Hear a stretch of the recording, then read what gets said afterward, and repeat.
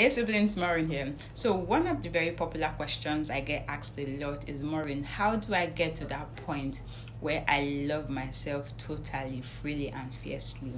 I'm just here to share my response. I hope that it also helps you on your journey to loving yourself better.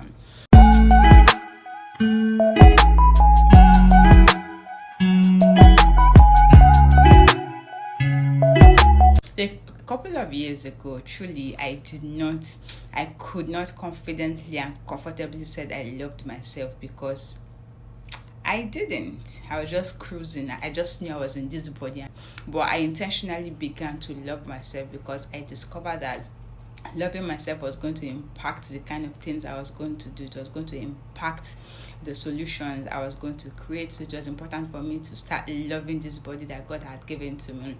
So first things first, I started paying attention to how I related to my body, how I related to myself. Of course, that would open me up to discover the way I was talking about my body and the way I was talking about myself. That also had to change. I began to take cognizance of every part of my body. I would stand in front of the mirror and look at myself from head to toes and fully know this body that God has given to me. And one of the first things I did was to pay attention to those points of comparison, those areas of my life that I often compared to other people, right?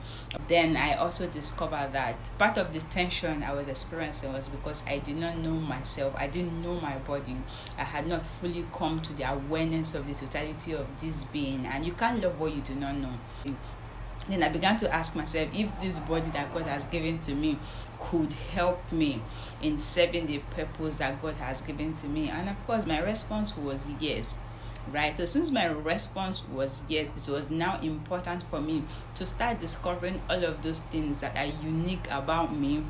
I began to love them. And then very importantly, I began to see myself as God saw me. Change the game.